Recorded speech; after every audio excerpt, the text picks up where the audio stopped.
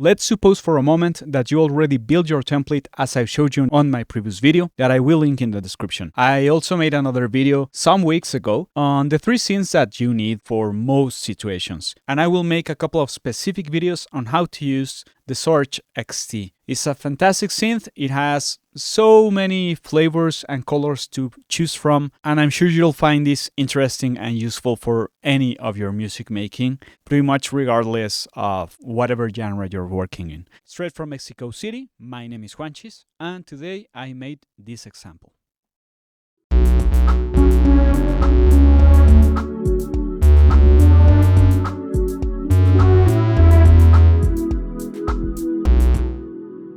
Remember that all of these sounds, except for the drums, are being done completely with the Surge XT. This is not a deep dive, I wanna really emphasize that, but it's a big perspective on how to get the synth going. So whenever you start it, it's not going to look like this. This is a completely free synth, there's no paywalls or anything. Whenever you download it, it's going to look something like this. And this is really ugly and really hard on the eyes.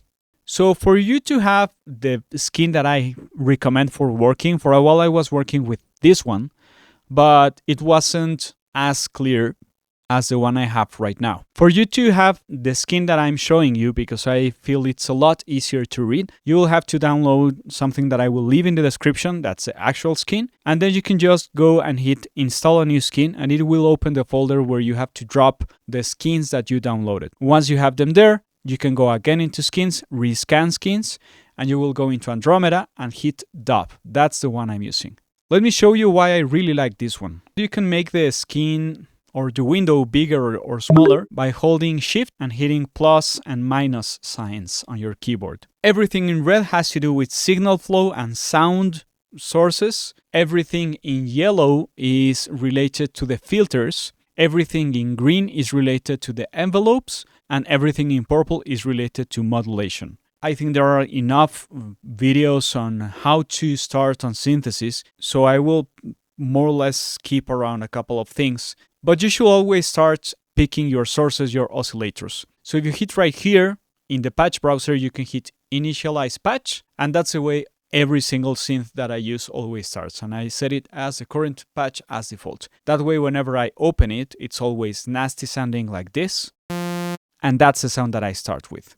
So as usual, you have different sources, sawtooth, wave. Remember that the waveform is always related to the type of harmonics that it has, if it's all odds, all even, every single harmonic, no harmonics, as in the sine waves. There are tons of things to explore within the oscillator section, because you can go into these really classic sounds as these two go, or you can hit the wavetable section where you can search between a lot of wavetables available, some brought by Venus Theory and by the classic synth EMU. And you can load even or make your own wavetables. They have to be monofiles, and if you're trying to just drag an audio in there and it doesn't let you import it as a wavetable, it's going to tell you what's the resolution that it needs for it to be able to be used as a wavetable. You can do some string synthesis, FM synthesis. You can use it as an audio input. That's a really fun use of it. As a sample and hold noise generator, you can do a lot of things. So let's keep it really, really simple for this first video, where I'm just going to try to show you how to design basic sounds. I'm going to go for a very simple waveform, something like a sine wave. Remember to always look everything here on the left, because everything here is what you can modify of the oscillator itself. I can change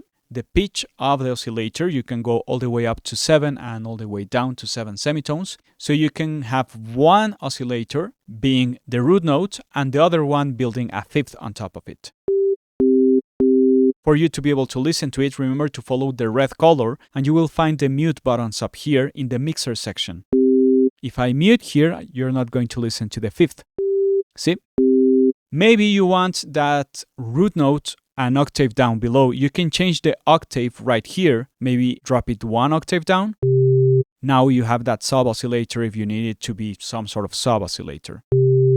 Once you have picked the source that you're working with, you have to follow this signal flow chart that is right here. You can change it by clicking in any of these options and configurations, and it will give you different sounds because it's the way you're summing things. The way you can read this is you go from the oscillators or the generators, you go from filter 1 into the wave shaper into the filter 2. That's the way you should be reading. Into the VCA, that's down here, into the VCA, that's down here, the envelope of VCA of amplitude, attack, decay, and sustain. Remember, attack is how long it takes to get to the maximum level. Decay is how long it takes to go down to where it will be sustained. And release is once you let go of the key, is how long it will keep on playing. Be sure to right-click a lot of these things because there's help everywhere. Just hitting this will open the user guide or the manual, however you may call it in your own region, and you will always have an explanation around it. So let's suppose that I want the root note to be something with a lot more harmonics. So let's try a sawtooth. And if I check against my sine wave, now I can just make a blend out of this. And as usual in subtractive synthesis, what you want is to take off and start sculpting with some sort of filters or EQs what you want to be left with. I'm just going to set up a low pass filter. If you want to visualize it, instead of having to drag this cutoff fader right here and hit and move the resonance like so, you can hit right here where it says view, and it will open this small window. If you want to drag it outside of the plugin itself, you have to hit this green square right here. And now you have a floating filter control. So maybe I want something like this.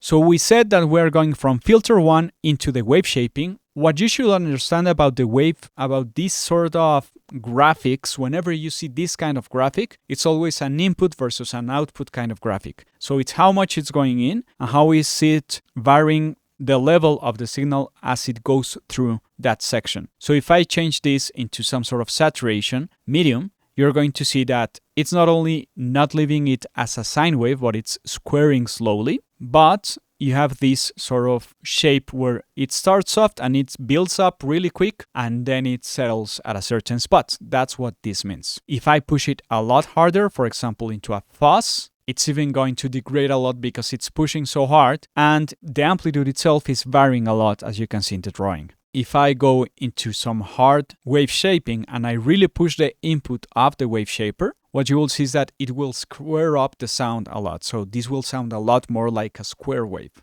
And the hard one is like this really steep change of values of level. So if you like this visual representation, remember to just click view to maybe know what's going on.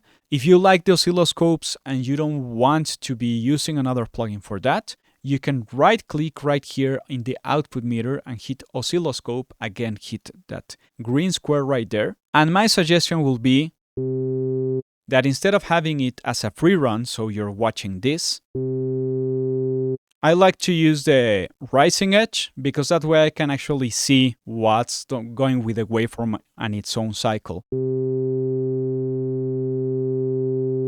You can also change the amplitude so you can actually see more information from the waveform.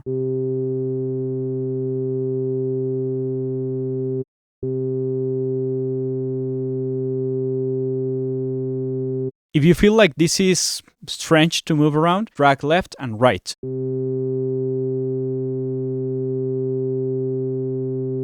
So once I have this one, I can go again into the wave shaper.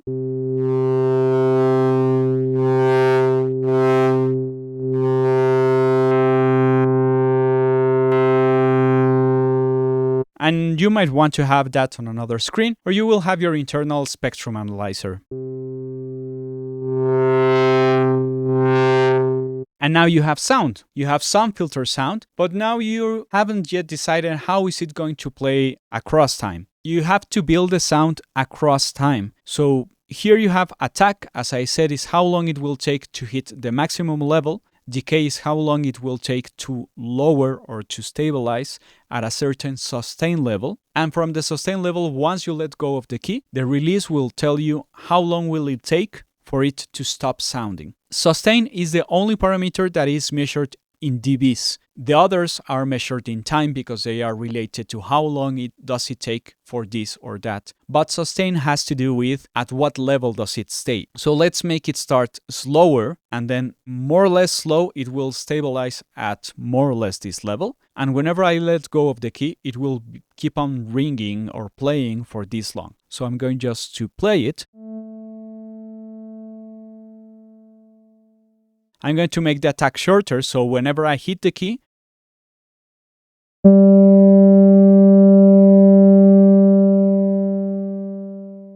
for example, whenever you're playing, if you play around with a sustain, you're going to change the level of the note that you're actually playing.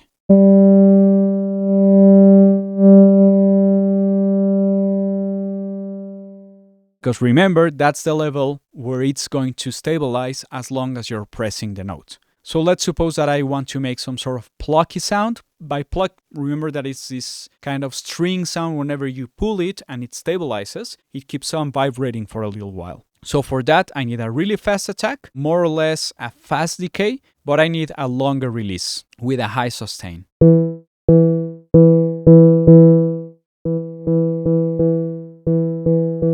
That's a plucky sound. It's not a plucky sounding synth, but that's the sound envelope, the amplitude envelope. You have a sound, you filtered it, you chose what do you want to keep from your sources, and now you have finally decided how long does it take to play and for how long. That's so good so far. I could add a second filter right here because you have a second stage of filtering. You could also apply some sort of envelope for the filter, and by that I mean how long will it take to the filter to start cutting these frequencies. So for example, let me change one of the oscillators into a much nastier sound. Change it into a square wave, and I'm going to open completely the filter, right? It's going to go like this. That's really bright, it has a lot of high end. But what I want my filter to do, I'm going to do it here on the graph, is that whenever I hit my note, it's going to take a little bit of time before getting into this position. So I'm going to make it with my mouse, and then I'm going to make it happen with the envelope section.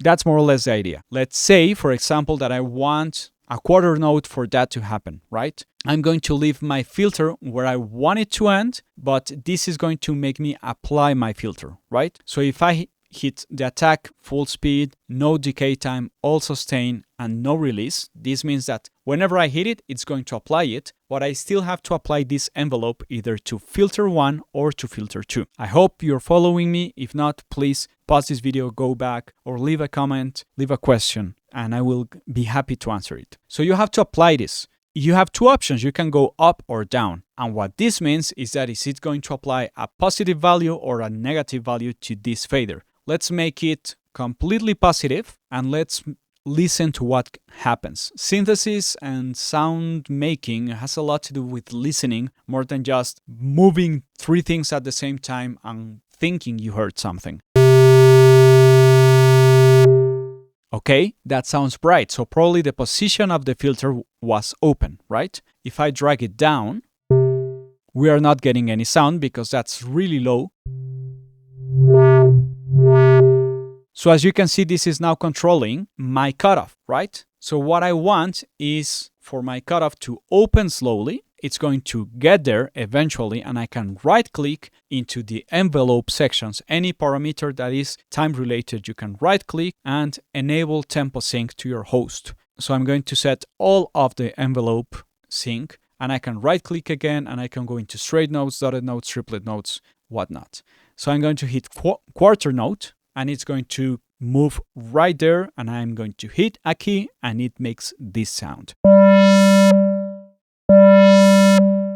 So if I want it to close instead of opening, what I have to do is I have to start maybe here and then make it close. This might be easier to set up if you are holding down the key or having some MIDI in the background playing and fiddling a little bit with the patch. Try not to play really loud that sound as you are making those designs because your ears will get tired. And we have to take care of our ears. And this way you can pick a much better position. Maybe this is way too bright for a beginning. It's not a specific example, but this is clear enough. And let's make it decay for a little while, maybe just for an eighth note. And let's make the filter go back to its own position for a quarter note. See, so now it's making 3 movements. It's slowly closing, it's stabilizing, and then it's going back up. And if we see the spectrum analyzer, cuts and it opens again, right? You can do this for both filters, filter 1 or filter 2. They can move in opposite directions. You can get into some really crazy sound design with this, and that's where everything starts getting a lot more fun. So with that basic idea, let's dive into the 3 sounds that I made. Bass. It's a monophonic sound. That means that what you want is for the synth to only play 1 note at a time, right? So for that to happen, you have to change how many voices will it play. You can assign that here. Poly, mono step. If you have questions about this, please right click and hit play mode and read the user guide. It's so friendly. It even gets you right in the sentence of what you're asking for.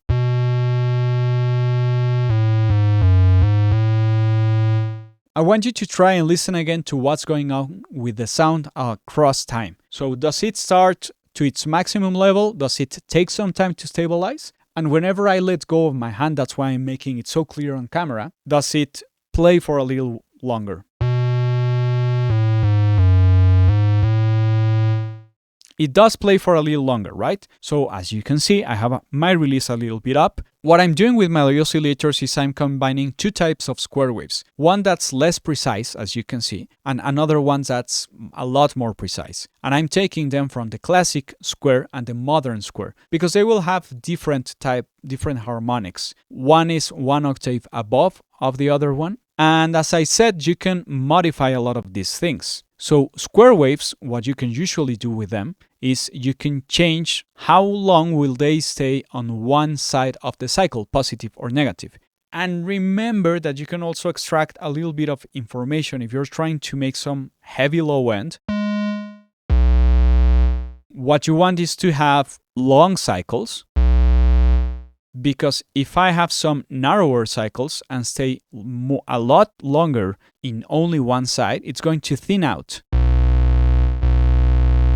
Actually, this part is that high bus that you're listening to, and that low end is this part of the cycle.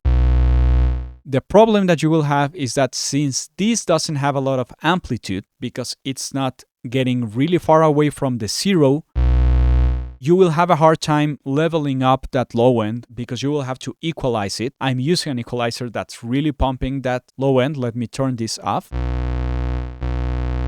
And as you can see, you are listening more of this higher frequency or this higher part of the cycle. And from this lower, you're not listening too much. But whenever I turn on my EQ, that's really pushing the low end, I can try and recover this side of the cycle. That's what's going on, right? So you can extract a lot of information by just watching the waveform that you're getting and trying to imagine how they are summing up. Again, you can check the oscilloscope.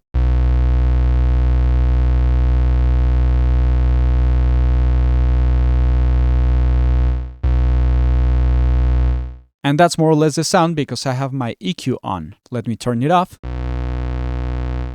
The cycle is long enough to have low end, but it doesn't have the level, the amplitude for you to actually listen to that low end. So you have to push it. And then you get this closer to a sine wave kind of shape with a higher level. Let's turn again my oscillators 1 and 2 and see what's the result. Clickiness that you listen to, that cut sound that you're listening, is precisely being shown here because eventually the cycles don't match up and it's going to restart, and that restarting again into the 0 crossing point is going to sound like that.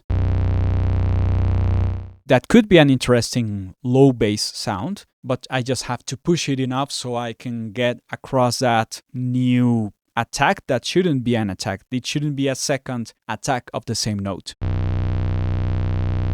So now the only zzz that you're listening is on the high end because the low end is pushed as much as possible, right? I'm really pushing the wave shaper, as you can see. I'm using both of the filters, as you can see also up here. I'm using one for the low end and another one for the high end. Another thing that might happen to you is that you're handling this filter and you're not listening a complete cut off the frequency. Let me copy scene A into scene B so I can modify things and I don't have to lose everything. I'm going to turn this one off and you will still listen to a lot of high end. I'm going to go higher because this fader right here chooses what you're listening to, filter 2 or filter 1. So you can use that once you're setting up your filters and choose how you want to balance it out.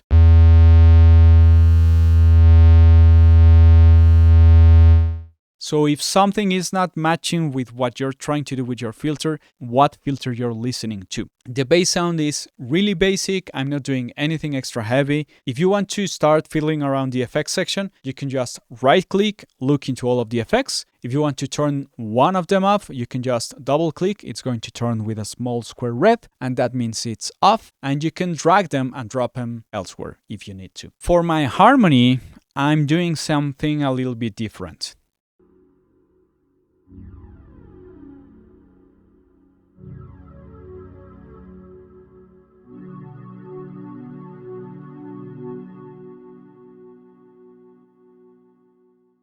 For my harmony, I'm using this sound. Again, at the beginning, just grab a couple of oscillators and try to figure out how they sound and stick to whatever you like first. That works well enough. So if we go again through the cycle color, we'll go into red first, selecting our wave shape. And as you can see, I chose the sine wave, but this is different than the sine wave that's here, just as you have two different square waves, right? This sine wave can actually make frequency modulation. That's what FM means. And I'm not doing something really heavy with it, but you can select from all of these shapes and just that oscillator sounds like this. So that's the upper side or the upper part of my patch. And on the second oscillator, I have this sound. Can you guess what is this bringing to the sound? It does have a couple of harmonics, but the cycles are long enough, right? It has this extra small spike right here because I'm playing around with the sawtooth form because you can apply a sawtooth to this one. So you're imposing to the triangle bass form a sawtooth wave. So it goes like half triangle into a sawtooth and then back. So if I add a sawtooth, it's going to add some new harmonics to it.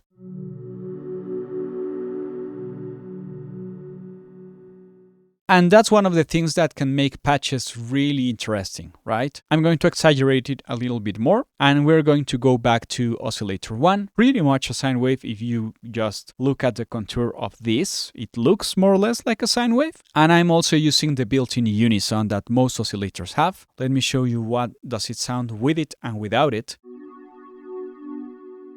Without it,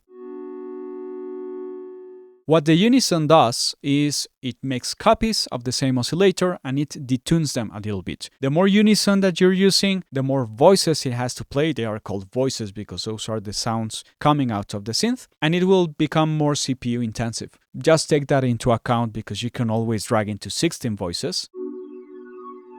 But now this synth will take a lot more CPU than just a 6 voices or a 2 or a 3 voices. Not only that, as I said, it has to do with detuning. So you can choose how much it can detune and you can go into some crazy areas of experimentation.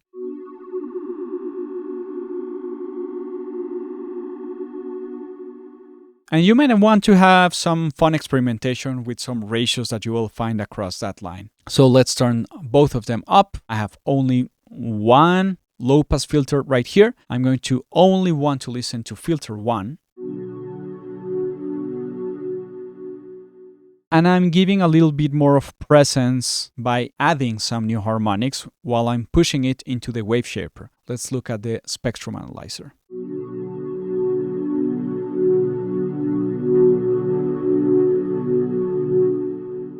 One thing that I want to be careful is this low end that I probably don't need. So you have a built-in high pass filter, right? If I drag this all the way to the bottom,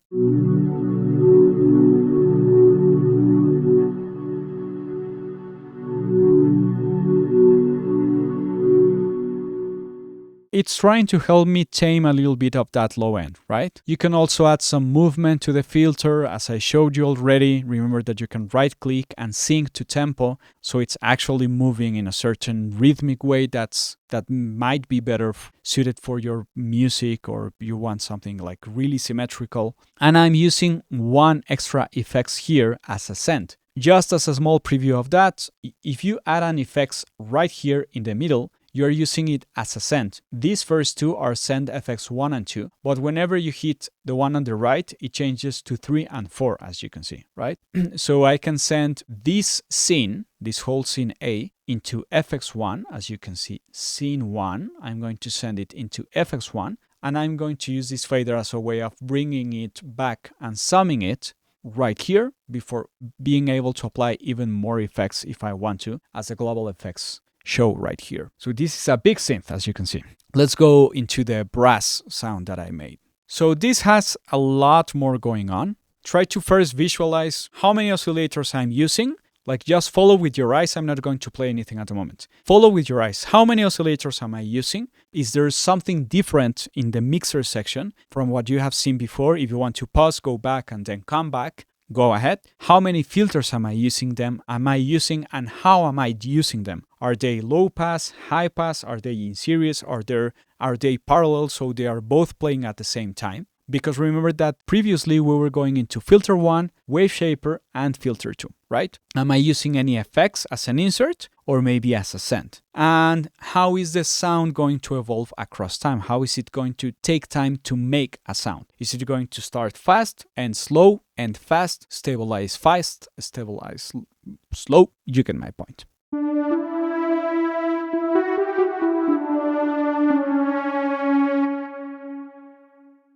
Does that more or less match? So again, I have just a classic wave. It's nothing but a sawtooth. It has not even anything strange going on. You can add some low end to this one by pulling in the submix. Let me isolate that one.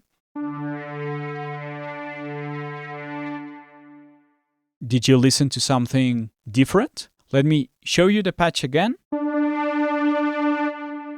And let me show you only oscillator 1. Okay, so I'm routing the oscillators and panning them, right? I'm using oscillator 1 on the left and oscillator 2 on the right.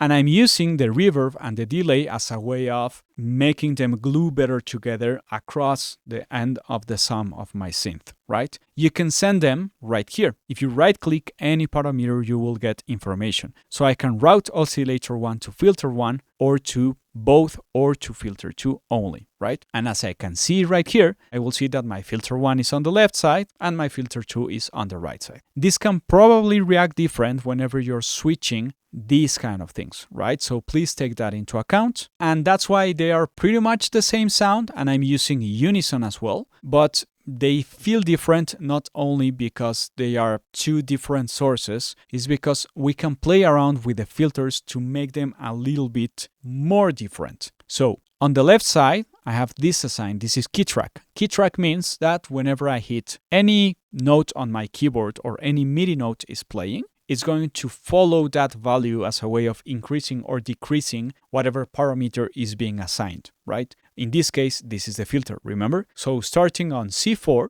it's going, if I'm going up, it's going to add. If I'm going down, it's going to decrease. It's going to cut. Yeah, something like that. So filter 1 is going to start moving up, and filter 2, I want it to go a little bit in the opposite direction. So let me play again one single note.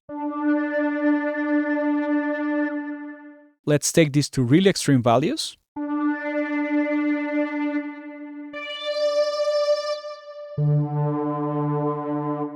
So you can actually listen to the two filters moving around, right? Let me switch them.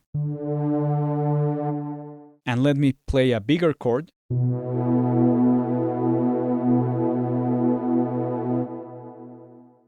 So you can have a little bit of fun with this one, right? I'm not using Wave Shaper because I want this sound to be really, really transparent, have no edge to it in that sense. The only extra thing that I'm using is the feedback. As you can, in the filter routing, what you can see is this FB sign right here. That means feedback. So whenever you go out of the amplitude section, you can come back in and feed again this into the synth.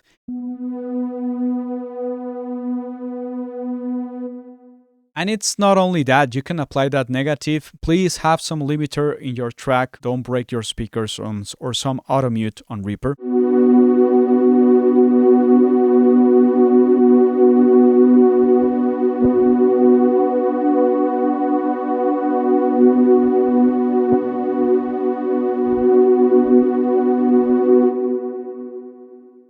That's not always as slow to react. I'm being really careful and I have a very simple patch. So this is just a small intro, getting deeper into Sorge, let's call it that. And as I said, I'm going to make a couple of extra videos on how to use this modulation section, how to take a little bit more advantage with the FX section. Remember to visit any of the other Reaper Squad YouTube channels. I will link all of them in the description. You will always have some related videos in the description of my videos. Even though this is not an only Reaper related video, I think this is useful for anyone using virtual synths. You can get away with some really crazy sounds here, so have fun with it, explore it, try to find a certain genre that you're trying to make and try to build sounds for that and try to explore all of the library that you have right here, right? That's going to save you a lot of time. Whenever you find any preset that you like, you just hit this small heart right here and it's going to show up on your favorite section. If you like this kind of videos, be sure to do all of those things that people on YouTube say, like hitting that notification bell. I will start making live streams. There's a live stream on the step sequencer of pigments coming up. So be sure to hit that notification bell so you find out and you can join me and ask any questions in real time. And straight from Mexico City, my name is Juanchis and thanks for listening.